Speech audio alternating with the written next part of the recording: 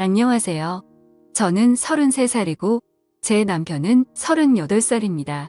결혼하기 전에는 제가 이런 식으로 이혼하게 될 거라고는 생각 못했지만 결국 결혼 생활 1년 동안 이 문제를 좋게 해결하지 못하고 이해할 수 없어 이혼하게 되었습니다. 저와 남편은 같은 회사에서 근무했었고 서로 눈 맞아서 연애하고 결혼까지 하게 되었습니다. 그런데 남편에게는 특별한 수집 취미가 있습니다. 그래서 저는 너무 이해를 할 수가 없죠. 결혼하기 전까지도 몰랐고 연애할 때는 당연히 몰랐습니다. 그냥 깔끔한 편인 줄 알았습니다. 그런데 그게 아니더군요. 결벽증이 아니라 남들은 전혀 이해하지 못하는 취미였습니다. 이걸 취미라고 해야 할까요? 수집을 해야 한다 할까요? 여러분들께서는 이 사람의 행동에 대해서 어찌 생각하시는지 궁금합니다. 저는 결국 이해해 줄 수 없었고 이혼했습니다. 여기 새로 생긴 음식점인데 어때? 맛있을 것 같지? 지금 오픈 이벤트라서 싸게 먹을 수 있겠다. 여기 깔끔하니 음식도 잘 나오고 괜찮네. 앞으로 자주 와도 될 것 같은데. 나 이런 음식 좋아하잖아. 양고기는 여기가 최고인 듯한데. 그치. 냄새도 안 나고 확실히 사람 많은 이유가 있는 것 같아. 그렇게 저희는 즐거운 저녁 식사를 했고 이런저런 이야기하면서 앞으로 있을 우리의 미래의 계획을 세우고 있었습니다. 이때는 상견례하기 전이었습니다. 그런데 밥을 다 먹고 일어나 계산을 하러 가는데 남편이 제가 앉았던 자리에 가더니 뭘 주섬주섬 줍더라고요. 그래서 저는 계산하고 남편에게 가서 지금 뭐 하는 거야? 내가 뭐 떨어뜨렸어? 뭐가 있었어? 아니, 그런 거 없어. 그냥 실수로 뭐라도 떨어뜨렸나 해서 확인차 한번 봤지. 가자. 그렇게 저는 별 생각 없이 나왔고 그런 일들이 몇 번 있었습니다. 뭘 줍는 것 같긴 했는데 보이지 않아서 그냥 넘겼습니다. 워낙 깔끔한 성격이라 그냥 그럴 의미 했습니다. 그렇게 저희는 상견례하고 결혼식까지 하게 되었죠. 그리고 남편은 따로 부모님과 살고 있었기 때문에 남편 집을 신혼집으로 결정하게 되었죠. 같은 회사에서 근무하기 때문에 남편 집에서 사는 게 훨씬 좋다고 판단했습니다. 그렇게 저는 남편 집으로 이사를 했고 저에게 한 가지 부탁을 한다며 제안을 하더라고요. 있잖아. 이제 여기에서 신혼집으로 생활을 할 텐데 내가 여기 살던 패턴이 있어서 그런데 같이 조율하면서 살겠지만 한 가지 부탁 들어줄 수 있어? 부탁. 뭔데 그래? 뭐 심각한 거야? 내가 못 들어줄 만한 거야? 그게 있잖아. 저기 작은 방은 안 들어갔으면 좋겠는데 괜찮겠어? 내가 중요하게 생각하는 물건이 있는데 절대 들어가지 않았으면 하는데 청소도 내가 알아서 할게. 뭐라고? 같이 살면서 어떻게 안 들어갈 수 있어? 뭐가 있는데? 그래? 내가 알면 안 되는 것들이야? 우리 이제 부부인데 서로 숨길 게 있으면 안 되잖아. 그래. 그건 알지. 우리가 이제 부부니까 서로 숨기면 안 되지. 근데 내가 아직 정리가 안 돼 있어서 정리할 때까지 좀 기다려주면 안 될까? 그리고 시간 되면 내가 말할게. 알았지? 그래. 알았어. 서로 프라이버시는 존중해줘야지. 그렇지만 올해는 못 기다려. 방금 말했듯이 우리는 부부야. 서로 숨기는 게 있으면 안 되는 거야. 그렇게 저는 궁금한 점을 참고 남편을 이해해주기로 했습니다. 혼자 지내면서 살던 집에 제가 들어왔는데 일단 정리가 덜 된 것 같아 기다려주기로 했지만 도대체 뭐길래 이렇게 숨기려 하는지 이해하지 못했습니다. 그리고 항상 새벽 시간에 제가 자는 걸 확인하고 작은 방으로 들어가서 한참 있다가 나옵니다. 제가 모른 척하고 있었지만 새벽마다 작은 방으로 들어가는 걸 알고 있었습니다. 저는 점점 의심이 들었고 이걸 해결하고 싶었습니다. 언제까지 기다려줄 수는 없었습니다. 우리 이야기 좀 할 수 있을까? 아무리 생각해도 이건 정말 아닌 것 같아서 그래. 저기 작은 방에 도대체 뭐가 있길래 나한테 숨기면서 새벽에 몰래 들어가는 거야. 알고 있었던 거야. 내가 나중에 이야기하면 안 될까? 아직 정리가 안 돼서 최대한 빨리 정리하고 말해줄게. 진짜 이상한 거 아니니까 너무 심각하게 생각하지 마. 내 취미 생활이라서 그래. 나도 이 문제로 은근히 스트레스 받고 신경이 많이 쓰여서 좀 힘들어. 내 입장도 생각해줘야지. 우리 부부잖아. 알았어. 최대한 빨리 정리하도록 할게. 이번 달 안으로 정리할게. 알았지? 그렇게 남편과 다시 한번 대화를 하면서 저의 서운함을 말했고 제 말을 이해해주는 듯 싶었습니다. 그리고 다음 날 남편이 잠시 나갔다 온다면 같이 퇴근 후 집에 와서 옷 갈아입고 나가더라고요.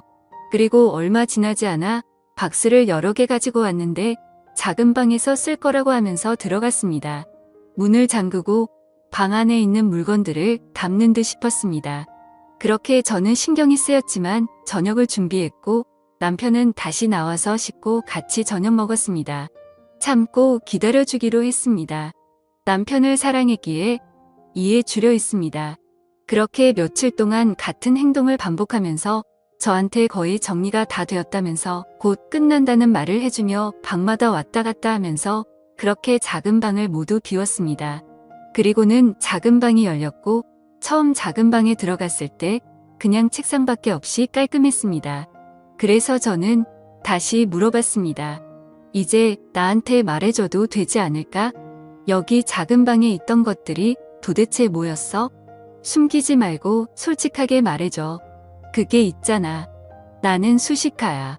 내가 어디를 가든 우리가 밖에서 데이트를 하던 사소한 것 놓치기 싫어. 그날을 수집하는 취미를 가지고 있어. 그러니까 그게 뭔데? 돌려 말하지 말고 바른 대로 말해봐. 그러니까 뭘 수집하는 거냐고? 일단 오늘은 여기까지 말해줄게. 왜냐면 내가 아직 너한테 말할 준비가 안 되어 있어. 내 머릿속이 정리가 되면 말해줄게. 일단 나 차에 실은 짐 좀 정리하고 올게. 그렇게 확실하게 말을 안 해주고 나가버린 남편이 너무 당황했습니다. 저도 사람인지라 그동안도 정말 많이 참았다 생각하며 짜증이 나기 시작했습니다. 일단 작은 방 청소를 하려고 청소기를 돌리고 있는데 책상 밑에서 작은 물체가 한 개 빨려 들어왔습니다. 저는 청소기를 끄고 희한하게 생긴 물건을 보고 있었습니다. 자세하게 말해보면 투명한 필름통 같은 거였습니다. 연도와 날짜가 적혀 있었고 특정 지역과 몇 시 몇 분 제 이름까지 적혀 있었습니다. 그리고 통 안에 검은색 실 같은 게 한 가닥 들어 있었습니다. 저는 떨리는 마음으로 조심스럽게 뚜껑을 열어봤습니다. 그런데 안에 들어있는 건 다름 아닌 머리카락이었습니다. 저는 너무 놀라 필름통을 떨어뜨리고 말았습니다.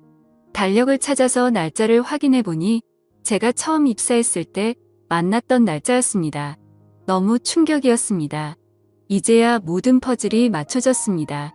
저와 어디에 있든지 항상 늦게 일어나고 제가 있던 자리를 한번 훑고 나왔던 게 머리카락을 수집하는 거였습니다. 그런데 제가 처음 입사했을 때부터 지금까지 머리카락을 수집하고 있었다는 게 너무 충격이고 소름이 돋았습니다. 정말 할 말을 잃었습니다. 생각지도 못한 취미를 가지고 있어서 손이 벌벌 떨렸습니다. 그리고 매일같이 박스를 몇 개씩 가지고 와서 저녁 때마다 박스에 이 작은 필름통을 담아서 어디로 갔다는 게 너무 충격이었습니다.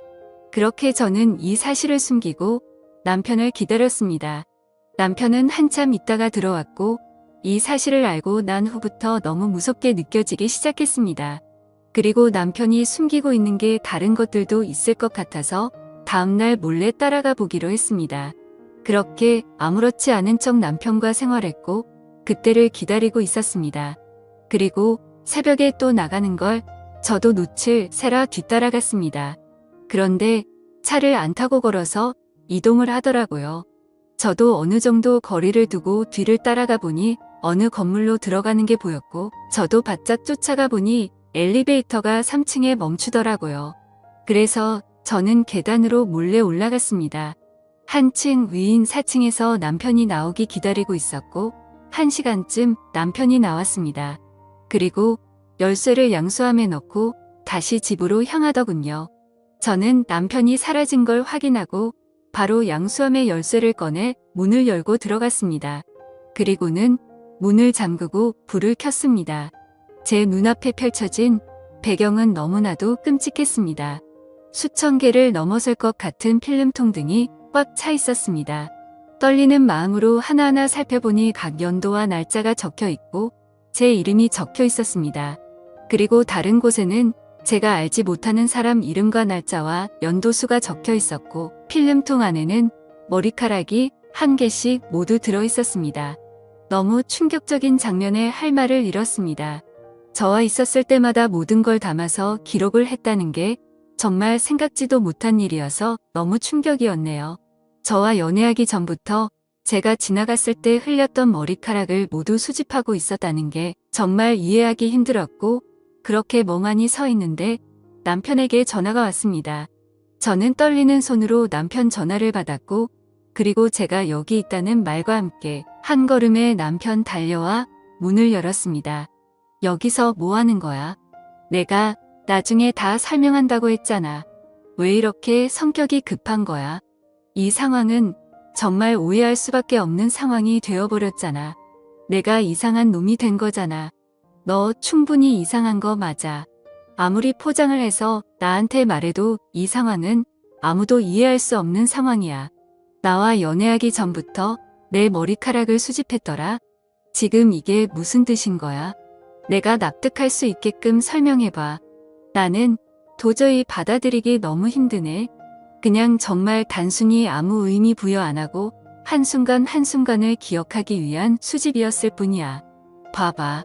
다른 필름통에도 측정 날짜와 장소가 다 기입되어 있잖아. 그런데 그걸 왜 하필 머리카락으로 수집을 하는 거냐고. 나는 그걸 이해할 수 없는 거라니까. 그냥 일기를 쓰든지 하면 되지. 왜 이런 쓸데없는 걸 수집하는 건데? 그냥 어렸을 때부터 그랬어. 무언가 기록을 남기고 싶었는데 마침 머리카락이 보였고 그걸 보관했었는데 오늘 날까지 온 거야. 그럼 앞으로도 그럴 거야. 그런데 왜 남자 거는 전혀 없는 거야? 이유가 뭐야? 그냥 내가 수집하고 싶은 스타일일 뿐이야. 이제 알겠으면 내 소중한 공간에서 나가줄래? 아, 그래? 이 모든 것들이 나보다 소중하다는 거야. 너 지금 이 행동이 정상적인 행동으로 보이니? 하면서 엄청나게 많은 필름통을 모두 쓰러뜨렸습니다. 지금 내가 하는 말에는 나를 전혀 이해시킬 수 없는 것들이 너무 많아. 너희 부모님들도 알고 계시는 거야. 당연히 모르겠지. 경찰에 신고해야겠다. 내가 무슨 속셈으로 이러는지 난 알아야겠어. 왜 내가 소중하게 수집하는 걸 쓰러뜨려? 그리고 우리 부모님도 몰라. 나만의 소중한 기록의 취미이니까 더 이상 넘어오지 마. 안 그러면 우리 이혼하는 거야. 이렇게 못 살아? 정말 아무 이유 없이 그냥 단순한 수집 취미라고 했잖아. 그러니 더 이상 물어보지 마. 알았어? 아, 그래? 알았어. 나도 지금 내가 하고 있는 이상한 취미 나도 이해할 수 없어. 이렇게는 못 살 것 같아. 내 입장도 생각을 해줘야 하는 거 아니야? 이런 문제는 결혼하기 전에 이야기해야지. 왜 결혼하고 나서까지 숨기를 한 거야? 정말 너무 소름 돋는다. 이런 행동 당장 그만둬. 안 그럼 진짜 이혼이야. 알았어? 이래서 내가 말 안 하려 했던 거야. 그리고 나는 평생 이렇게 살아서 절대 그만둘 수 없어. 차라리 이혼하는 게 낫겠다. 그냥 이혼하자. 뭐라고? 진심으로 하는 말이야? 그러니까 너는 여기 있는 필름통에 들어있는 머리카락들이 더 소중하다는 거네. 그래, 알았어. 이혼해. 그리고 너무 열받아 뒤를 돌아서 나오려는데 제가 있던 자리에서 남편은 저의 머리카락이 떨어진 게 있는지 찾고 있었습니다. 너무 충격적으로 대놓고 하는 행동에 피가 떨려 나왔습니다. 그렇게 결국 양가 부모님 이 사실 모두 알게 되었으며 이혼 위자료 모두 남편이 물게 되었고 같이 회사 생활하는 것조차 소름이 돋아 저는 다른 회사로 이직했습니다. 살다 이런 취미를 가지고 있는 사람은 또 처음이네요. 아무리 사랑으로도 이해할 수 없는 행동이었습니다. 여러분들께서는 어떻게 생각하시나요? 남편의 행동이 정상적인 거였을까요? 정신적으로 문제가 있었던 걸까요? 제가 사랑으로 이겨내면서 이해하고 살았어야 했나요? 여러분들이 제 입장이었다면 어떤 결정을 내리셨을까요? 제 사연 읽어주셔서 감사합니다.